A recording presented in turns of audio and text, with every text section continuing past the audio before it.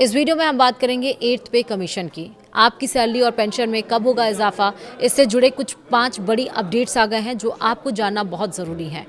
तो इसलिए वीडियो के आखिर तक बने रहिएगा। नमस्कार, आप देख रहे हैं न्यूज़ 18। मैं हूं आपके साथ श्रुति श्रीवास्तव।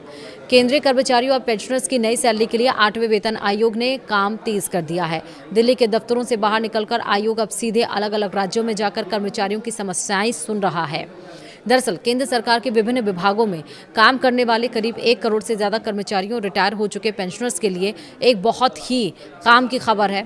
हर महीने बैंक खाते में आने वाली सैलरी और पेंशन में बढ़ोतरी का जो इंतजार आप लोग कर रहे थे, वह प्रक्रिया अब तेजी से आगे बढ़ रही है। 8वें वेतन आयोग यानी 8th पे कमीशन से जुड़ी कार्यवाही ने अब पूरी तरह से रफ्तार पकड़ ली है। जस्टिस रंजना प्रकाश देसाई की अध्यक्षता में बना यह आयोग अब फाइलों से निकलकर जमीनी स्तर पर काम कर रहा है।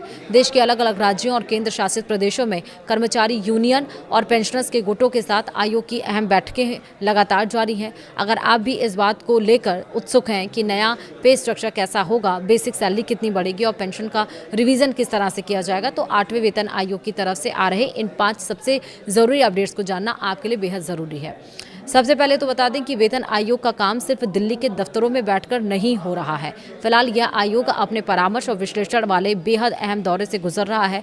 इसका सीधा मतलब यह है कि आयोग के सदस्य अलग अलग राज्यों में जाकर वहां के कर्मचारियों और उनकी यूनियनों की दिक्कतें सुन रहे हैं। दक्षिण भारत में चेन्नई यानी तमिलनाडु के भीतर 7 और 8 सितंबर को महत्वपूर्ण परामर्श बैठकें रखी गई हैं। इसके ठीक बाद 9 सितंबर को पुडुचेरी में भी सुनवाई का समय तय किया गया है।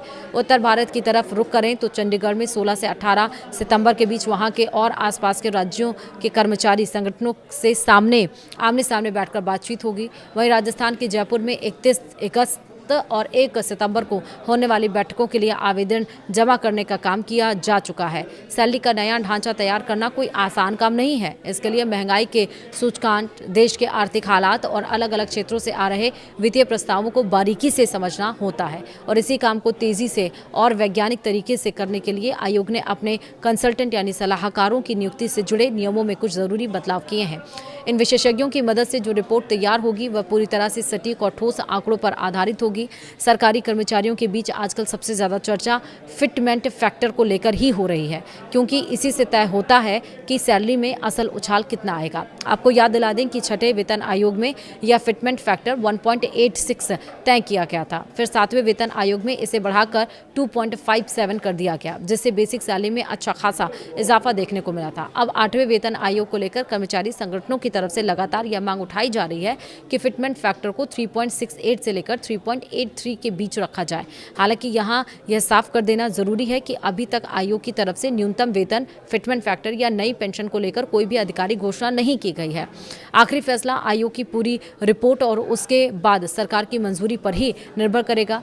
इस बार वेतन आयोग की यह साफ मंशा है कि पूरी प्रक्रिया एकदम लोकतांत्रिक और पारदर्शी रहे।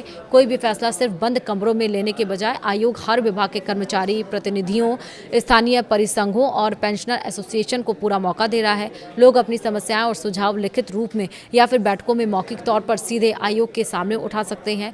तय समय सीमा के मुताबिक 3 नवंबर 2025 को गठित किए गए इस 8वें वेतन आयोग को अपनी पूरी रिसर्च, सिफारिशें और फाइनल रिपोर्ट तैयार करके सौंपने के लिए 18 महीने का वक्त दिया गया है। जब देश भर में चल रही ये सभी बैठकें खत्म हो जाएंगी, तब आयोग जमा किए गए सभी आवेदनों और सुझावों को गहराई से अध्ययन करेगा। उसके बाद एक फाइनल रिपोर्ट तैयार करके केंद्र सरकार की मेज पर रखी जाएगी। जब उस रिपोर्ट पर केंद्रीय कैबिनेट की मुहर लग जाएगी, उसके बाद ही नया वेतन ढांचा देश भर में लागू होगा। क्योंकि 8वां वेतन आयोग अभी शुरुआती बातचीत और आकलन के दौर से गुजर रहा है, इसलिए कोई भी नया फॉर्मूला अभी तक आधिकारिक रूप से पास नहीं हुआ है। ऐसे समय में अक्सर कई तरह की अफवाहें तेजी से फैलने लगती हैं। सभी कर्मचारियों और पेंशनर भोगियों को यही सलाह दी जाती है कि वे इधर उधर की बातों पर ध्यान देने के बजाय सही और पुख्ता जानकारी के लिए सिर्फ 8वें वेतन आयोग के आधिकारिक पोर्टल या वित्त मंत्रालय की तरफ से जारी होने वाले आधिकारिक बयानों पर ही भरोसा करें।